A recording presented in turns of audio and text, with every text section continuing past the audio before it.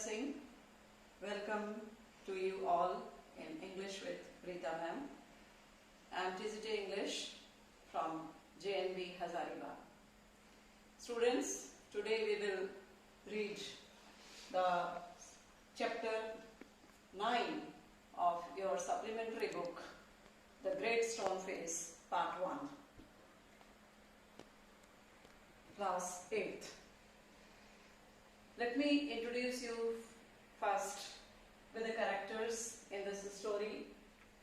Ernest, a boy, his mother, a loving woman, Mr. Gathergold, a native of the valley, rich man, a merchant, and the old blood and thunder. He is also the native of the valley. The tone of the story is thoughtful and in several instances sentimental. The whole story is written in third person. First, let me tell you what is Great Stone Face. Here in the introduction also, if you see in your book, it is given what is Great Stone Face. Actually, it is a natural structure, and when it is seen from distance hilltop, huge rocks seems to assume previous shapes. Children, have you seen in the cloud several shapes? Sometimes it shapes like herds, sometimes it shapes like some animals, sometimes like trees. So many shapes formed in the cloud, if you have noticed or seen sometimes in the cloud. In the same way, the character of this story, Ernest, a small boy, he is living in the valley with his mother, and there a cluster of cliffs was there, and among those cliffs there was one which looked like Great Stone Face. Looked like face. It seems that some face was there.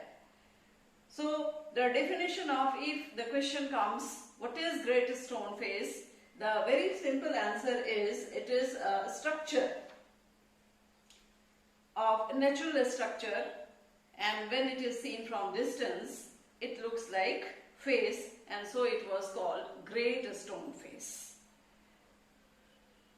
The story starts like this. One afternoon, when the sun was going down, a mother and her little boy sat at the door of their cottage talking about the Great Stone Face. They had only to lift their eyes, and there it was. A plain to be seen, but from miles away when it is seen, it seems that some face was there. It was a work of nature. It is written in your book that it was a work of nature formed on the perpendicular side of a mountain by some immense rock. Immense. The word immense comes here. So what is the meaning of immense? I have written here huge, very big. Immense perpendicular side of a mountain by some immense rock which had been thrown together so that when viewed at a proper distance they resemble the feature of a human face. And if the spectator means the person who is viewing, spectator approached too near, they lost the outline of the enormous face. So when it is seen from miles away, it looked like face. And when a person went too near to the cliff or the mountain, they lost the outline. The mother and the little boy, as I have told you earlier, they were sitting at the door of the cottage and they were talking about the Great Stone Face. The child's name was Ernest. He asked his mother, I wish that it could speak, mother, for it looks so very kindly that its voice must indeed be pleasant. If I ever see a man with such a face, I could love him very much. He asked his mother. He wished he could leave for the time that he could see the person whose face resembles with the face of the great stone face. His mother told, if an old prophecy should come to pass. The boy asked, what prophecy, mother? And then the mother told him about the prophecy.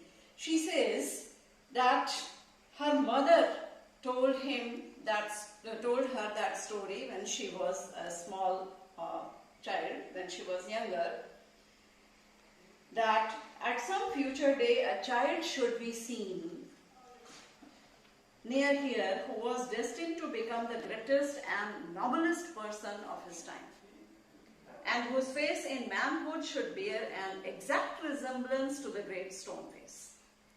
Many people living in the valley still had faith in this old prophecy, so they were also waiting for the person coming to that valley whose face resembles with the great stone face. But others took it to be nothing but idle talk. Some people believed and some didn't.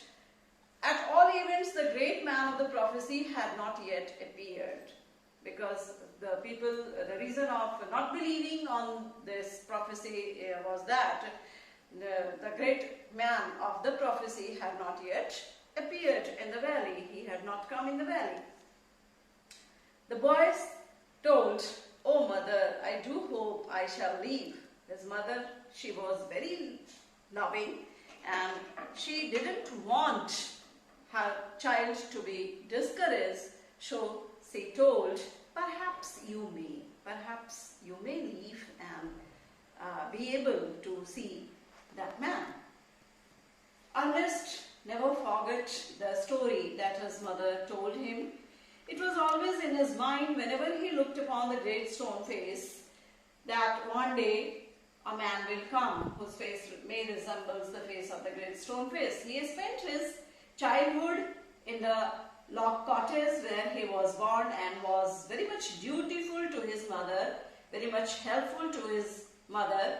He helped her in every way, in many things, like assisting her much with his little hands and more with his loving heart.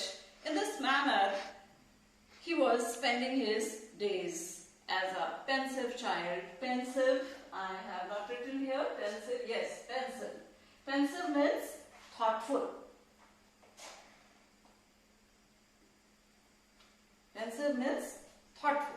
He was very thoughtful child. So this way he grew up to be a mild and quiet youth. He was very mild, he had mild personality, and Ernest had no teacher. He didn't go to any school. He didn't learn anything just like the other children learn in the school. But he was very wise. He became very wise gradually, spending his days with the great stone face. At the end of every day in the evening, he just sat and looked at the great stone face, gazed at the great stone face, and after some time he realized that great stone face was also gazing at him, and he was talking also to him. And this way great stone face became gradually his teacher. He didn't know when and how he became his teacher, but he became, and he just, whatever he learned, he thought that he was learning from that natural structure, the great stone face.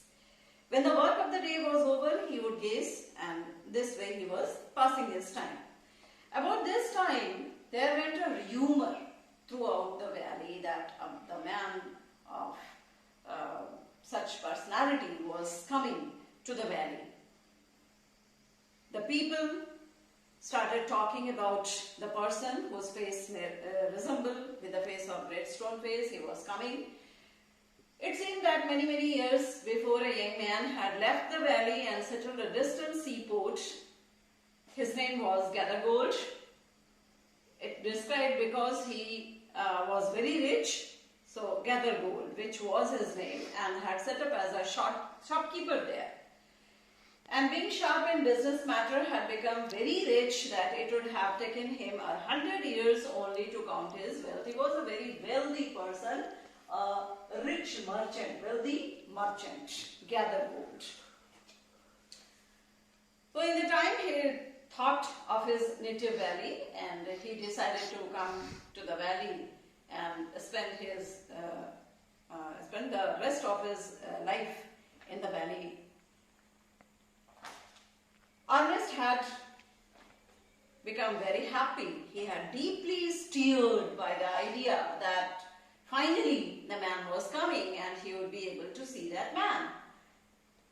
Stirred means moved. So he was stirred with the idea, the man of the prophecy, after so many years of delay, finally was coming. While the boy was still gazing up the valley one day and imagining that the great stone face returned his gaze, the noise of wheels, he heard the noise of wheels, the noise of crowd also, and they were crying, "Here comes the great Mr. Gathergold." The very image of the great stone face. They were shouting that the very image of the great stone face, the face of this man is quite resembling with the face of the great stone face.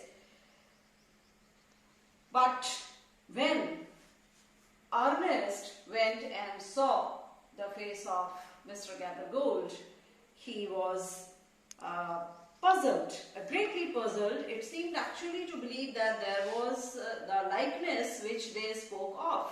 He didn't find any likeness of the face of that man to the face of the great stone face. And he turned away sadly from the wrinkled shrewdness. He was quite judgmental, whether shrewdness means judgmental, whether the face of the great stone face was resembling with the face of this man, Mr. Gathergold. And the years went on, days passed, and Ernest grew to be a young man. He attracted little notice from the inhabitants of the valley. They saw nothing remarkable in his way of life. The people of the valley, they saw nothing remarkable. Remarkable means noticeable. Remarkable.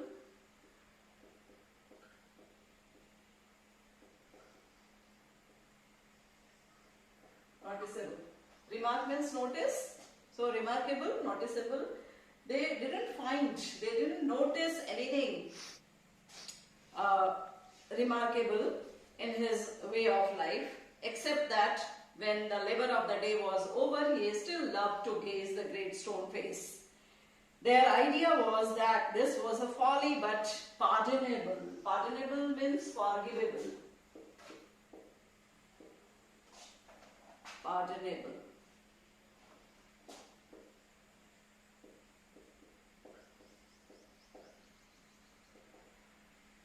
That can be forgiven.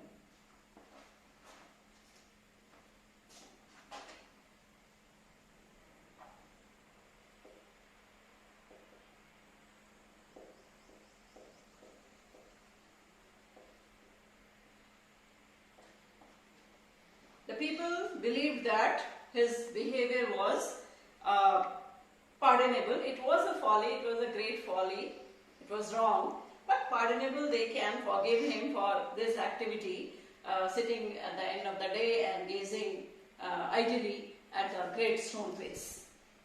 They didn't know that great stone face had become the teacher to him, and that the sentiment which was expressed in it would enlarge the young man's heart. They had not noticed this. Gradually it was happening. He was becoming too kind. He was becoming mild and quiet, and his wisdom was also gradually developing, spending the time with the great stone face. But this was not noticed by the people of the valley. They didn't have an idea that how this great stone face had become his teacher. He was gradually learning something from the great stone face. They did not know that from this would come a better wisdom than could be learned from books. He had so much wisdom that even the children who was learning in the school cannot get by studying the books in the schools. Neither did Ernest know that the thoughts which came to him so naturally, the thoughts which was coming to his mind was so natural, and it came so naturally in the field, sitting at the fireside, and he also even himself had not noticed that it was of a higher tone than those which all men shared with him. He was still simple, still very mild, very quiet, spending his time with his mother when he was very young, still very simple. He beheld the marvelous face looking down the valley. Beheld means saw. Beheld. This is beheld. Beheld means saw, looking at the face. By this time, poor Mr. Gathergold was dead and buried, and the days passed. It so happened that another son of the valley had become a soldier many years before. After a great deal of hard fighting, he was now a famous commander. He was known on the battlefield by the name of Blood and Thunder. Blood and Thunder. Another native of the village, he also left his valley and became commander and was very bold, very brave. So he was known as Blood and Thunder in the battlefield. By this name he was known to the people. Old and tired now. Now he had become old and tired. He had lately expressed a desire to return to his native valley. He also recently had expressed a desire to go to his valley and spend the rest of his life. The inhabitant again heard about his coming, and again they became very happy, and they started preparing for the celebration of coming of old Blood and Thunder. When he came, again they just became very happy and started crying. His face exactly resembles with the face of the great stone face. Many people who had never once thought of glancing at the great stone face now spent much time in gazing at it. The people also spending much time gazing at the great stone face so that they could find resemblance of the great stone face in the face of the old Blood and Thunder. When he came and when they saw they could find the resemblance, they just spending much time gazing at the great stone face so that they could be able to find the resemblance. On the day of the general's arrival, finally he was to arrive, and on the day of the general's arrival, Ernest and all the other people of the valley left their work. They proceeded to the spot where great banquet had been prepared. Banquet. Here, banquet means feast. Great grand party. So they arrived at the spot where it was arranged. Soldiers stood on guard, flags waved, and crowd roared. He came, the crowd started roaring. Ernest was standing too far back to see Blood and Thunder's face. He was just standing behind the crowd so that he could also be able to see the great stone face and find the resemblance. However, he could not hear several voices, and it's the same face exactly. Again the people started roaring like this. It's the same face. Wonderfully like it, that's fact. People started crying, and other people started replying, yes, exactly like the face of the great stone face. But Ernest, when he saw the face of old Blood and Thunder, he didn't find any resemblance and he became very sad. He could not see the resemblance if there was such a likeness as the crowd proclaimed. He was trying to find out if there was some likeness that the crowd was telling, but he couldn't find any resemblance. Ernest could not recognize it and he returned. He just gazed from there only, he gazed the great stone face and he felt as if the great stone face was talking to him and telling him, "Fear not, child, fear not, Ernest. He will come. One day he will definitely come and you will be able to see that man whose face resembles to my face."